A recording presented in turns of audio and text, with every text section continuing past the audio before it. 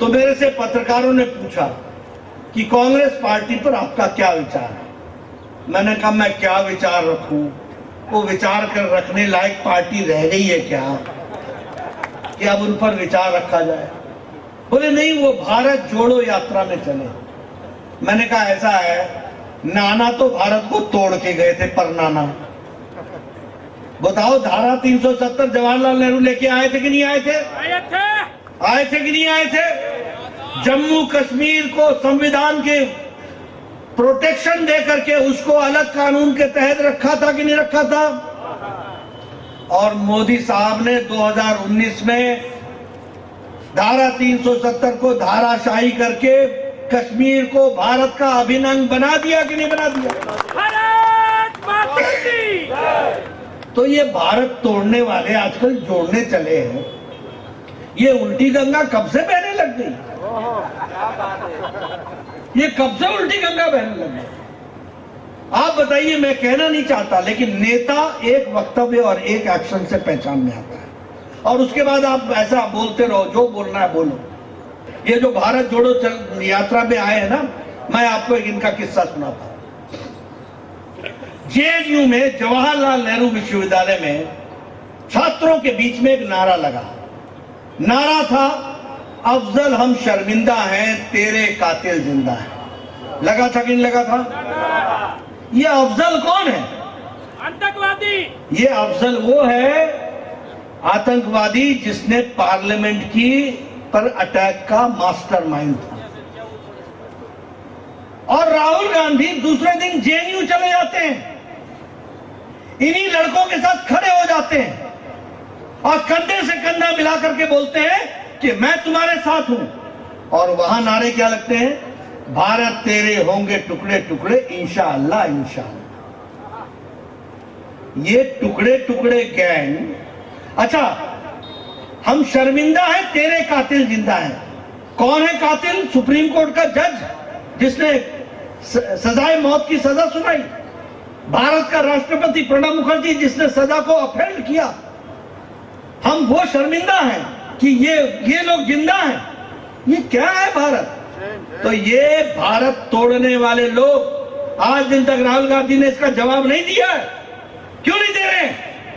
किस मुंह से तुम भारत जोड़ो यात्रा में चले हो? तुम तो भारत तोड़ने के अग्रज हो, और तेरे परनाना ने धारा 370 लगा करके जम्मू कश्मीर के लिए भी एक अलग साजिश रची थी, ये हम सबको मालूम है। जोड़ने का काम तो भारत को वैसे तो जुड़ा ही हुआ था, लेकिन मजबूती देने का काम किया है तो नरेंद्र मोदी जी ने किया है, जिन्होंने साफ कहा कि हम किसी पर अटैक करेंगे नहीं, और कोई हमें बुरी नजर से देखेगा तो घर में घुस के हिसाब करेंगे। ये बात कही, ये है अंतर, ये है समझने की बात। अभी 4 दिन पहले मेधा पाटकर के साथ घूम रहे थे राहुल गांधी की नहीं?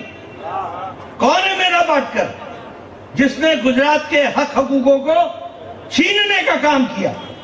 बताइए, सरदार सरोवर डैम को रोकने का काम 15 साल तक मेधा पाटकर ने किया था कि नहीं किया था? गरीबों को बरगलाया था कि नहीं बरगलाया था? नर्मदा का पानी न पहुंच सके इसकी चिंता की थी कि नहीं की थी?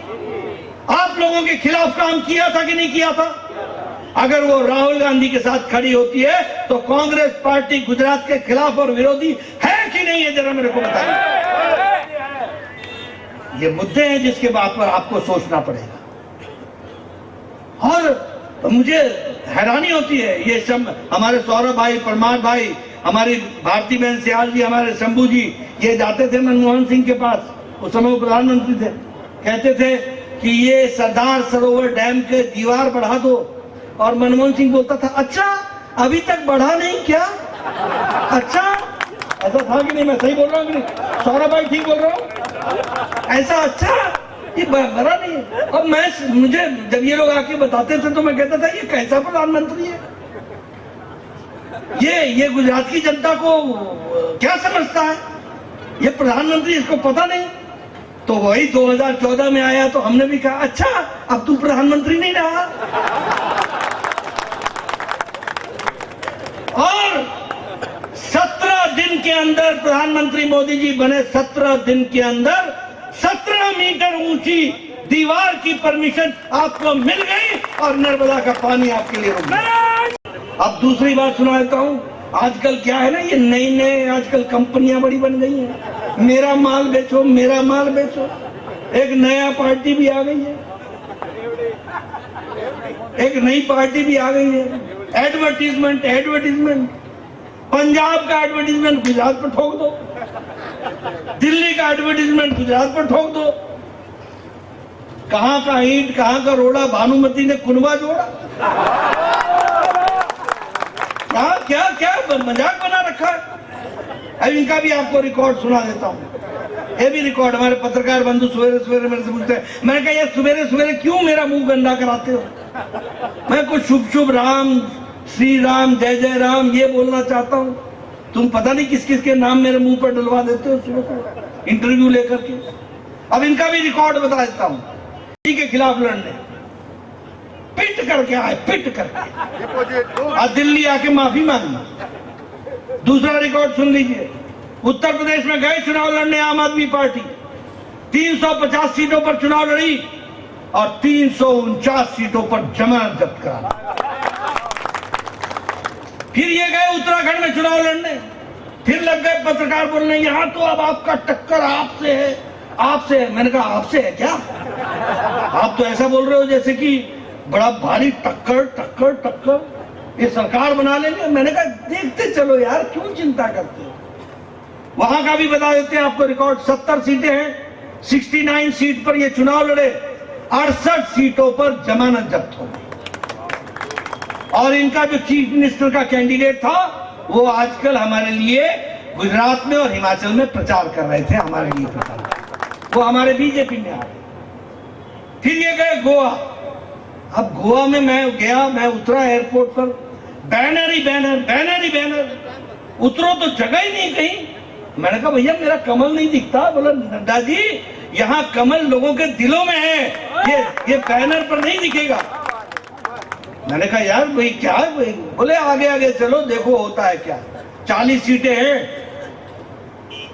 39 सीट्स पर ये चुनाव लड़े, 39 पर, और 35 पर जमानत जब्त करा कर।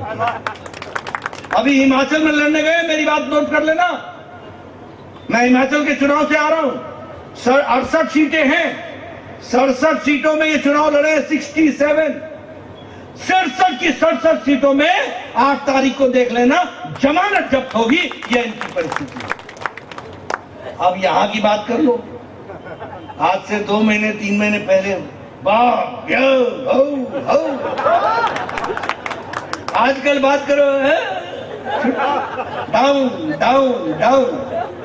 मित्रों ये बुलबुले हैं, बुलबुले, पानी में बुलबुले देखे ना, तो बस ये बुलबुलों की तरह ही आते हैं और चले जाते हैं, पॉलिटिकल टूरिज्म करते हैं। और आपसे मेरा निवेदन है, गुजरात के ये लड़ाई शंभू जी की नहीं है, ये लड़ाई रानी की नहीं है, ये लड़ाई आपकी है और आपके हितों की है और हकों की है।